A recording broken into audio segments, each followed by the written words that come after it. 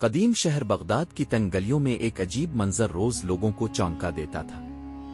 ایک پاگل بوڑھا آدمی ننگے پاؤں سڑک پر گھومتا رہتا اور بس ایک ہی لفظ دہراتا رہتا، ظلم، ظلم، ظلم۔ نہ اس کی آواز میں نعرہ تھا نہ فریاد، بس ایک ٹوٹا ہوا سچ تھا جو بار بار اس کے لبوں سے نکلتا تھا۔ اس کے ساتھ ایک کم عمر لڑکا ہر وقت اس کا ہاتھ تھامے رہتا، کبھی اسے سنبھالتا، کبھی لوگوں سے ٹکرا جانے سے بچاتا۔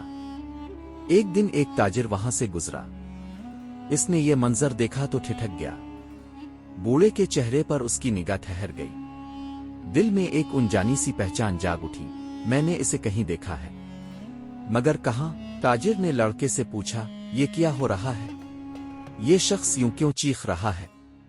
لڑکے نے تھکے ہوئے لہجے میں جواب دیا، یہ میرے والد ہیں، وہ پاگل ہو گئے ہیں۔ میرے پاس اتنے پیسے نہیں کہ میں انہیں حکیم کے پاس لے جا سکوں، نہ دوا لا سکتا ہوں، اسی لیے وہ ہر روز گھر سے نکل آتے ہیں اور سارا دن یوں ہی چیختے رہتے ہیں۔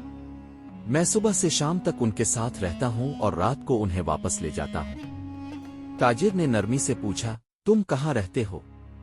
لڑکے نے آہستہ سے کہا، ہمارا کوئی پکا گھر نہیں، لکڑی کی ایک ٹوٹی ہوئی جھونپڑی ہے جس میں نہ دروازہ ہے نہ کھڑکی۔ سردی میں وہاں رہنا مشکل ہو جاتا ہے، مگر ہمارے پاس اور کوئی جگہ نہیں۔ یہ سن کر تاجر کے دل میں عجیب سی خلش پیدا ہوئی۔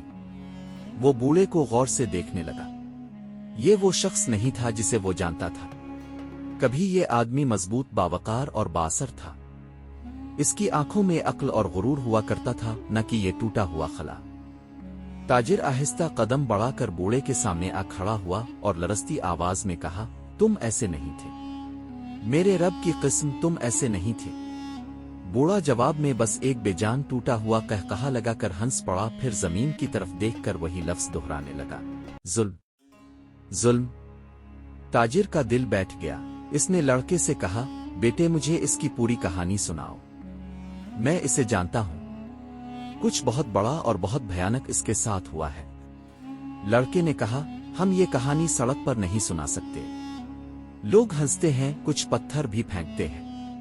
تاجر نے فیصلہ کیا، آج رات تم دونوں میرے گھر آؤ، وہاں گرمی ہے، امن ہے، کھانا ہوگا، آرام سے بیٹھ کر سب بتانا، شاید میں تمہاری مدد کر سکوں۔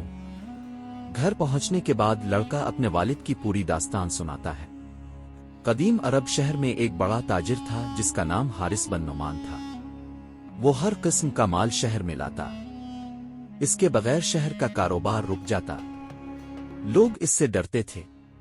وہ من مانی قیمتیں لگاتا اور دھمکی دیتا کہ اگر بات نہ مانی گئی تو وہ کاروبار بند کر دے گا۔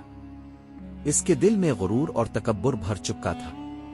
اسی شہر میں ایک کمزور بوڑھا آدمی عبداللہ اپنی چھوٹی سی ریڑھی پر سبزیاں اور گندم بیچتا تھا۔ ایک دن حارث بن نعمان وہاں سے گزرا۔ اس نے غصے میں آ کر عبداللہ کی ریڑھی کو ٹھوکر ماری، سبزیاں زمین پر بکھر گئیں اور بوڑھا گر پڑا۔